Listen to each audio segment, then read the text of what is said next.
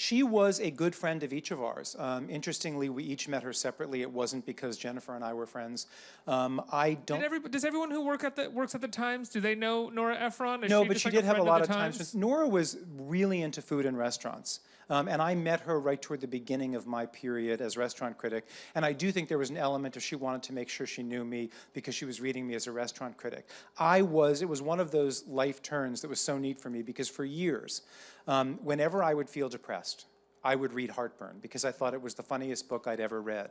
And so she was a sort of heroine of mine, but I had been friends with her for 4 or 5 years before I was willing to tell her that because I was afraid it would sound sycophantic or make her uncomfortable. Finally, I knew her well enough to say, Nora, I want to let you know not only do I feel great friendship for you and am I delighted to have you in my life, but when I met you, it was a sort of crazy thing for me because I had been reading you over and over again for so long. How did she respond?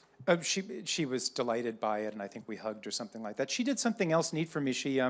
Her last movie, Julie and Julia, she did something that didn't get a lot of attention at the time, which is she studied the movie with people from the food world. You have a moment in I have a kind of cameo in it with people from the food world whose faces might not be recognizable.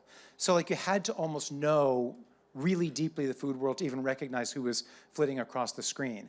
We're not in the credits, and I have a scene at the end. My lines hit the cutting room floor. What were your lines? There's something about I was playing a hedge fund guy from the Hamptons who was at this dinner party.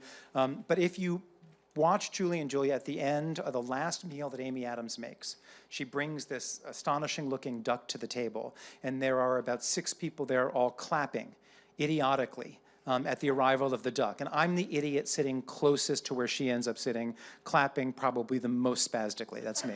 That's my Julie and Julia.